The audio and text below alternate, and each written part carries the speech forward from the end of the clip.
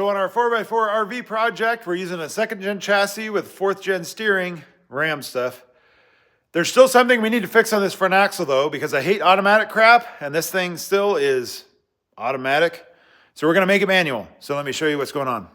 So this here normally would have a vacuum can on the side of it, and all it does is just slides this collar in and out, just like on a manual transmission.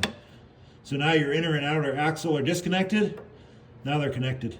Extremely simple, but made extremely complicated via a whole bunch of systems that are a whole bunch of failure points. So those lines normally going to that vacuum can will go from there to your transfer case, probably on vacation a few times, wrap around the rig at least 6 times, and then eventually find their way up to a vacuum pump, which is there pretty much entirely just to run that damn thing.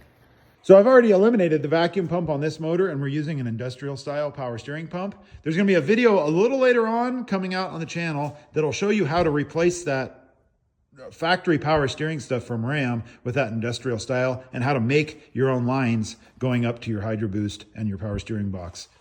Anyway, back to the task at hand. This is your factory unit. There's the fork that moves the doohickey back and forth, engaging and disengaging the axle. This is your vent for your axle. You take that out of there and install it in here in your new piece there. You're also going to reuse your fork, which you take out via those clips down there, unscrew the one end, and then just slide everything apart. It's a fairly simple setup. To install it, it's basically the exact same thing, except you're doing it on the end of this cable. This lock nut will be on there. So you thread it in there with your fork and everything, and then you reinstall your clips or use the new ones that they give you here.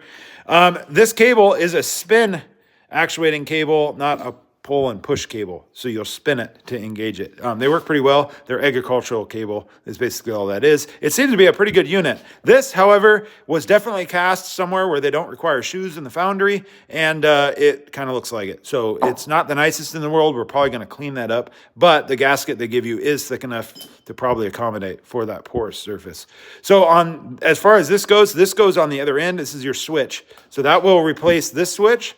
The directions that are printed just good enough to be able to read them. We'll show you how to wire that for a factory situation, or you can just hook that to a light. Fairly simple setup as far as that goes.